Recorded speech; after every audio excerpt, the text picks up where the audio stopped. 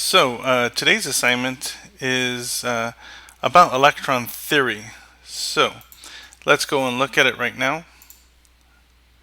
Right here is your assignment for the day. Wait, I need to share it with you, don't I, so you can see it. There you guys go. So here's your assignment for the day, electron theory. And here's a PowerPoint, and here's an actual PDF, the actual assignment you have. It's not very long. I would go to open with Google Slides if I were you. I think that's the easiest way to do this. Unless you have like a regular PC and you have Microsoft PowerPoint installed or something. You'll get a nicer view if you do it this way. And you can make it full screen right here and click Present. This review will give you the basic structure of an atom and define a conductor, an insulator, and a semiconductor. Okay? So, in other words, this is going to give you the basic structure of an atom, and it's going to define conductors, insulators, and semiconductors. So, here's the Bohr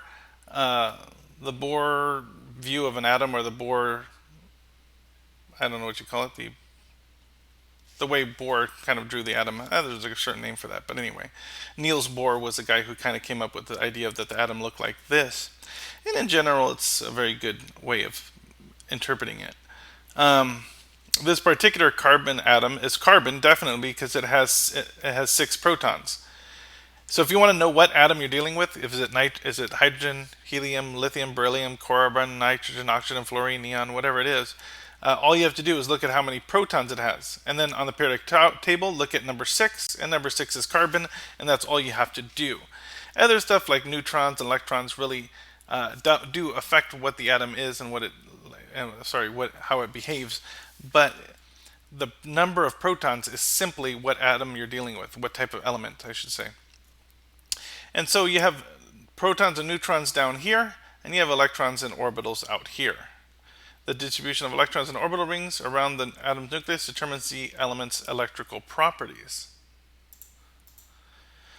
The stability of electrons in the outer rings determines whether the material made of the element is a conductor, an insulator, or semiconductor. So on the outside of the very, very outside ring, so they have different rings of electrons, right?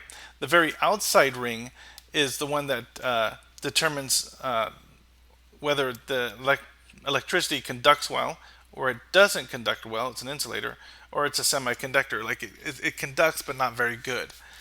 That's what a semiconductor is. Somebody have a question? Aren't those valence electrons? Yes, and the outside electrons are called valence electrons. Yes, that is true. So valence electrons are the ones on the outside.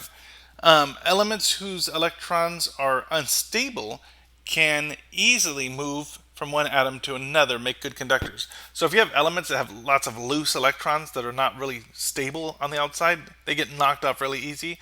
That means they're good conductors. That means electricity travels through that stuff very good. Elements whose electrons are stable, so the outside valence electrons, the electrons on the very outside ring, if they're very stable and they don't really want electrons or want to give them, they're kind of like, hey, I'm good right now. I don't like to give them up. They're good insulators because that means electricity will not travel through them very well if they're insulators. Any elements that are not considered conductors or insulators are categorized as semiconductors. So if you have an insulator, it doesn't let electricity flow through it very well at all, then definitely it's an insulator. If you have something that conducts electricity really well, it's a conductor. If it doesn't fall in one of those two categories, we would call it a semiconductor. When an element's outer electron ring is incomplete or not full, its electrons can move freely. So that very outer ring needs to be filled. Elements, it's for it to be like stable, and if it's not stable, it's a good conductor. Elements whose electrons can move freely make good conductors. In general, most metals make good conductors because they only have 1 or 2 electrons in their outer band. So most metals are really good. Like iron and whatnot, and gold and silver and all that stuff. Copper, those are all good conductors. Silver, gold are the best conductors. Copper is the second best conductor. Most wiring uses copper wires because it is a good conductor and less expensive than other materials. You'll see a lot of wires, and sometimes they put. First off, you don't have a gold wire because it's expensive. 2, gold breaks really easy. It's very soft, so it would probably break very easy. But the cool thing about gold is it's not very corrosive. So you'll see a lot of nice high-end electronics, quote unquote, where the plugs are gold coated, and when they're gold coated, what it does is it keeps the connectors where you're connecting things on and off from rusting or getting corroded and nasty, so electricity travels through them smoother. Conductors. Um, Sorry, now we're on insulators, right? When an element's outer ring is complete or full, its electrons cannot move easily from one atom to another. Elements whose electrons cannot move freely make good insulators. Examples of good insulators are glass, plastic, rubber, paper, or air. Most wiring uses plastic as insulators. So when you have a wire, usually there's plastic on the outside, and that's a very good insulator. Electricity does not like to travel through plastic. Plastics usually very stable electron valences, and so then they don't transfer electricity very well. Plastics are polymers or long chains of atoms bonded to one another. Viewing the atomic structure of plastics is far beyond the scope of this class, so we're not going to be looking at that. If you're interested in such topics, you may want to take AP chemistry when they talk about stuff like that. Neon and argon are both gases and are good insulators and are often used in light bulbs. Because, as you guys know, those are noble gases, correct? And noble gases are very stable and have full electron valences. Here's neon and argon. The outermost orbits of neon and argon can each contain a maximum of 8 electrons. This is exactly how many they have. This makes the electrons and outermost stable. So if you look on the outer one right here, this outer ring here, or this outer ring here, they happen to both hold eight electrons, and they both have 8. So they are very stable. In other words, they don't like to give electrons or take them, so they are very good insulators. Electricity will not travel through argon or neon at all, or it's very hard to.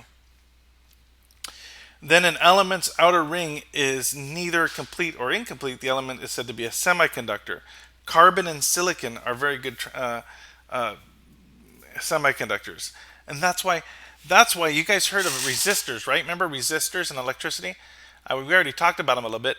Resistors resist electricity. In other words, electricity travels through them, but it slows it down. That's why carbon and silicon are inside resistors. So if you're wondering what is inside that resistor, deep inside, what's making electricity flow through but slow down? It's semiconducting material. So silicon and carbon, or a combination thereof. So the outermost orbits of carbon and silicon can each contain 8, but they have 4. So usually, if they only have like 1 or 2 extra electrons, right? 1 or 2 extra electrons, then they're really good conductors. If they have full, they're good insulators. They're not good conductors.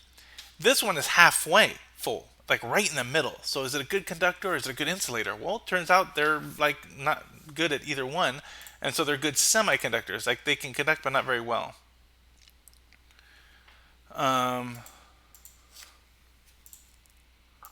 And I think that's it for this PowerPoint.